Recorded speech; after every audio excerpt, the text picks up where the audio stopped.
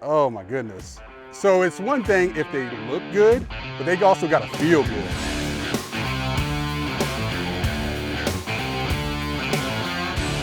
Hey everyone, welcome back to another Tales from the Pit. I am Sonny's BBQ Pitmaster, Shannon, Snell, and today, showing you how to do this, baby back ribs. Let's do it. So these are our baby back ribs. Now they may be a little bit different from what you might get in Sonny's, our St. Louis spare ribs.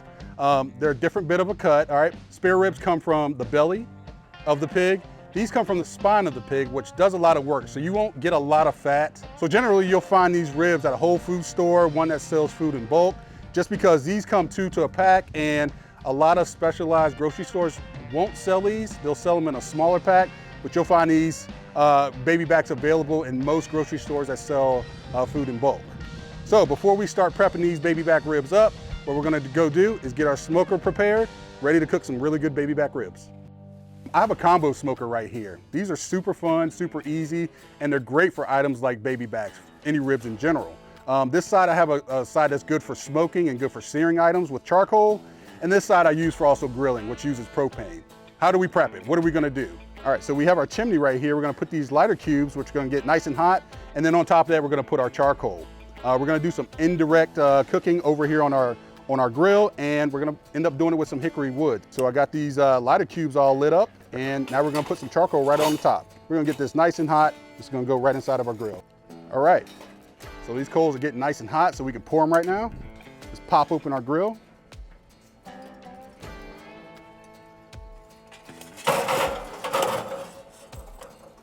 Now you can see right here, I placed them on the left side of my grill because with my ribs, I'm gonna cook them on the right side. That's called indirect cooking because we wanna do smoking, not direct grilling. So we're gonna let those coals sit for a little bit longer, get a little bit hotter, and we're gonna put a couple pieces of wood chunks right on top. Just wait for about 2 or 3 minutes here.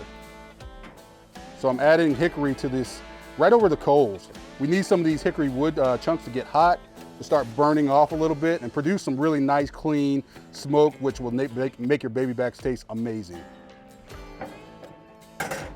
So we're gonna let these burn off a little bit, and we're gonna go start working on these baby backs.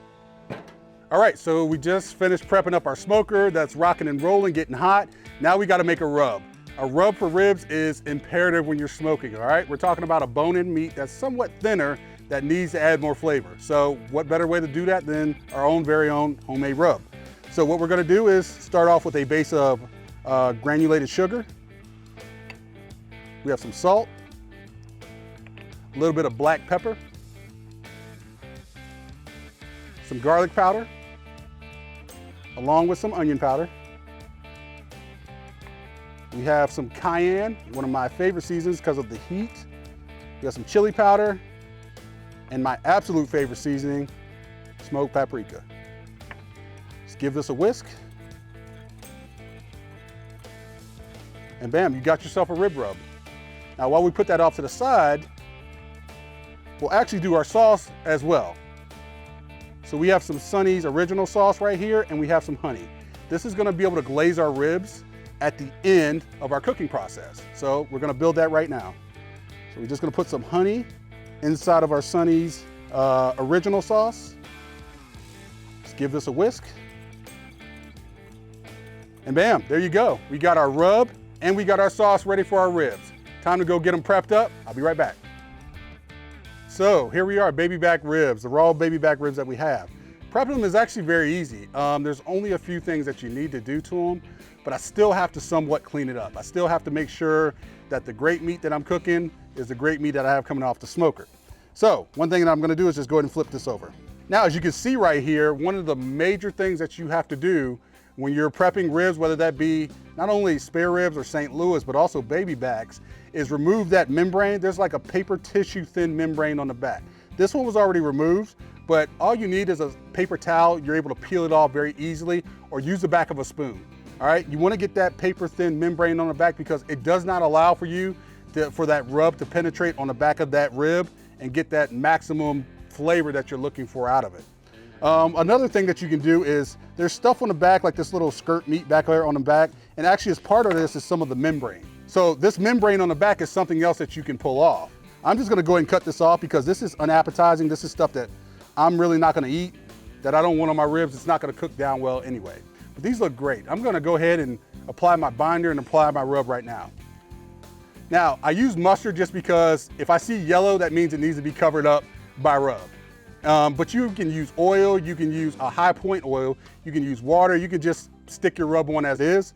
But binders generally help the rub stick and prevent them from not coming off. So you're not gonna taste the mustard at all. It's just a binder. It's gonna cook off during the cooking process. So I'm just gonna go ahead and apply it here. And you wanna apply it to both the back and the front. And like I said, it's a good guideline for your rub that you're gonna see here. Wherever you see yellow, that means it needs to be covered up with rub. So I got my rub in my shaker, remember 6 inches above, you're just gonna cover it up, wherever I see yellow. Now you don't need as much rub on the back of the rib, but you do need some. All right, all my yellow's covered up. So I'm just gonna take it, I'm just gonna pat it in, okay? Never rub a rub, okay? That is rule number 1 in the Shannon's Barbecue Bible. Do not rub a rub, okay? Rubbing a rub is gonna cause this rub that you're putting on here to clump and cause uneven taste in your rib. So if you bite into something, you may get a pocket of rub. Just pat it in, that's all you need to do. That sugar, that salt is gonna bring some of that moisture out to the surface.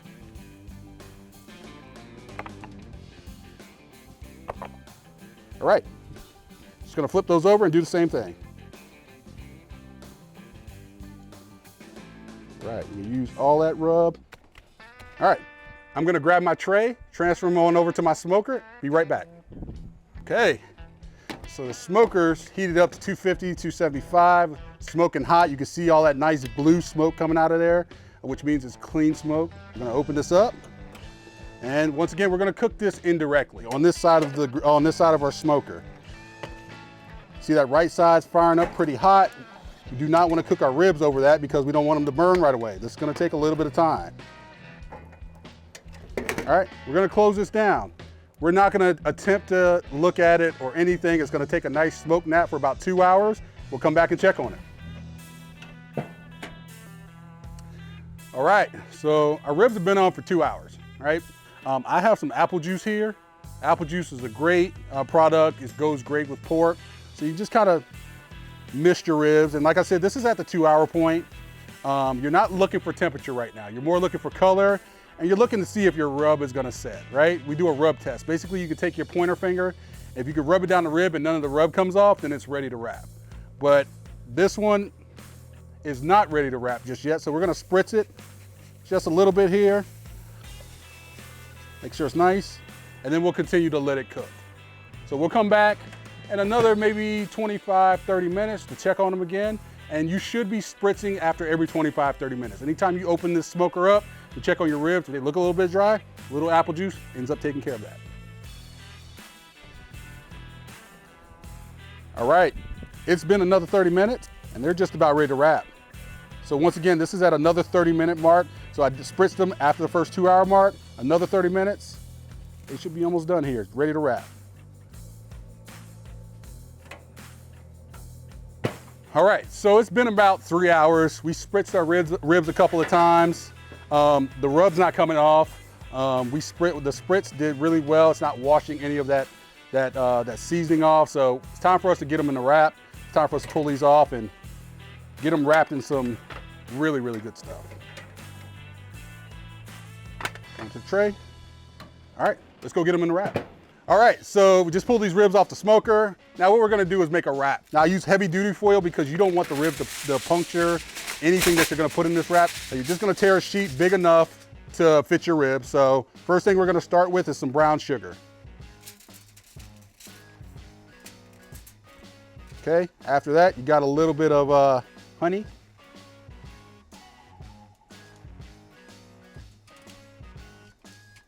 Okay, after that, you got some butter. Now, I love squeezed butter. You can use butter pats, but squeezed butter is generally broken down already and it works the best for me.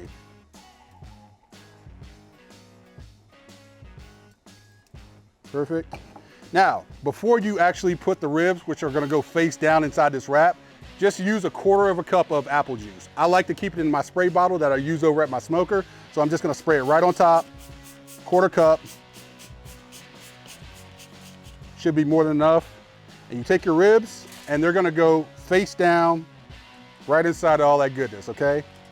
So you're gonna take your wrap and just wrap these ribs up tight. You wanna make sure that they're super tight because there is a braising process that happens. You don't want them to steam too much because of the fact of steaming takes off that bark, it takes off that seasoning that you built that you worked so hard for. Like I said, heavy duty foil works well because those bones poke out a little bit. You don't want to poke a hole in these. Wrapped up tight, there's one. We'll do our other. Same process here.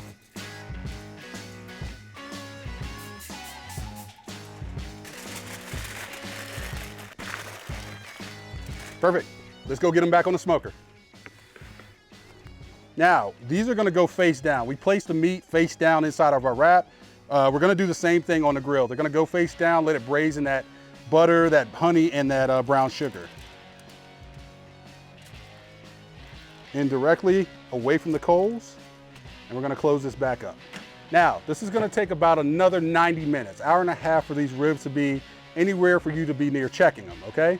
So when we come back after those 90 minutes, I'm gonna teach you about the bend test, and I'm gonna teach you about temperatures where you should be pulling these ribs from. Alrighty. I feel like these ribs are done, right? They've been on for about an hour and 45 minutes in the wrap. Let's take them out and let's see the temperature. Let's see our bend test to see if these ribs are really truly done. Look at those. Now, naturally, I take the temperature, and if I do this, what I like to do is temp right between the thickest ribs, right in the middle. These are reading right at about 202 degrees. And also, if I take this thermal pin and I just poke in between, it feels nice and soft. That means a lot of those fibers have broken down. But also, there's a bend test you can do for this. You see that? You see that middle, that meat in the middle starting to break away? That means those ribs are done. That means the ribs are at a temperature where they're tender enough so that whenever you're ready to sauce them, or if you're ready to eat them right now, you surely can. You should always check every rack, just like you do with any piece of protein that you might put on your smoker, you might put on your grill. Check every piece, all right? So one thing we're gonna do is we're gonna have to finish these ribs off. So we have some Sonny's original sauce and honey. We're just gonna brush these over top, and we're gonna take them right on back over to the grill and finish them off on the grill. And there's nothing better than having caramelized sauce on ribs, but it's even better when you're able to grill them. So when your ribs come out of the wrap, there is a rest time. You need to rest them for probably about 15, 20 minutes, right? We talk about the juices having to soak back up into the ribs, those pores being wide open, and that's super important with ribs because ribs are bone-in meat, very thin, so there's a resting period that needs to happen. They need to get down to right at around 170 degrees or maybe about 20 minutes. Now, one thing we're gonna do when we take them over to the grill, we're gonna grill them 2 minutes on each side, all right? That's all they need. They're done, all right? So there's not a whole lot left you need to do to them. They just need to be grilled for 2 minutes on each side, and then they're ready to come off. All right, so we need to take these on over to our propane grill to finish up. Remember, 2 minutes each side. One thing I haven't done yet is I have not sauced the back of them. We're gonna take our sauce on over there. We're gonna stick these face side down. We're gonna sauce the back, 2 minutes each side, and then they'll be ready to eat. So let's do that right now. Okay, so this is the final step of baby backs. We're gonna put some char on these ribs. We're gonna grill them up. There's nothing better than char on anything, especially on some baby back ribs. And this is just like the next step to add some more flavor to them, to caramelize that sauce that we just put on. So that's what we're gonna do right now. So this is our propane grill. Like I said, a combo grill is really great for ribs like this to be able to do 2 steps. So we're just gonna put them down. We're gonna put them down 2 minutes on each side, and then we'll pull them off and be ready to enjoy them. All right, we're gonna take our ribs. We're gonna put them face down on this grill here.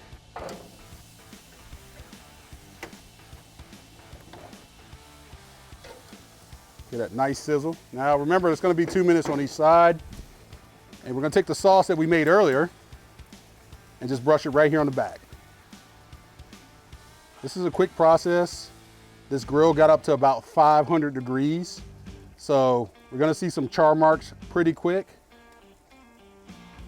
Mixed with some of the sugar and the honey that's in this sauce, it's gonna make for a phenomenal baby back rib. Baby backs are ready to flip.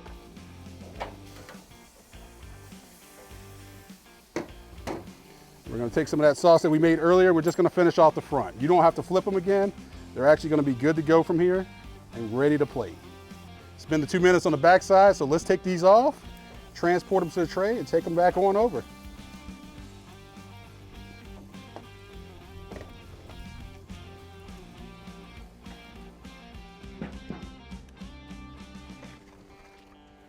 All right, baby back ribs, done. All right, take a look at these. Oh my goodness. These are absolutely just perfect. So it's one thing if they look good, but they also gotta feel good, all right? I love the way they feel. They feel nice and tender. You can even see some of the bones starting to pop out of the top of them. So you know me, right? You know what I have to do. I'm not gonna leave without trying what I just cooked. So let's take our ribs and cut into them. I'm gonna flip it over. Now it's nice because I can see the bones. So if you're trying to chop these ribs up, if you're trying to decipher how to get a cut out of them, flip them over on their backside. You can see the lines perfectly that you're gonna end up slicing into. They slide through them right like butter. Let's get a pull here. Look at that. Look how easily they came out. These are cooked perfectly because you can see a nice juice coming out of them. They've been resting for a few minutes, so let's take a bite.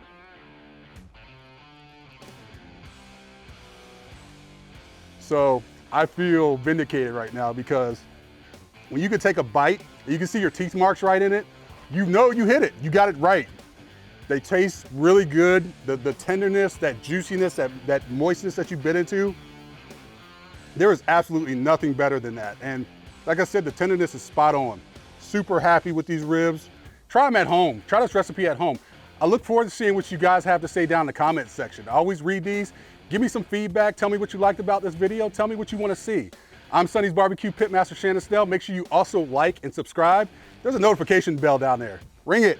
Like, just ring it. It's like a doorbell, all right? Whenever a video pops up, you'll see my smiling face or other Pitmasters from our Tales from the Pit series. I'm Sonny's BBQ Pitmaster Shannon Snell. Have a good one.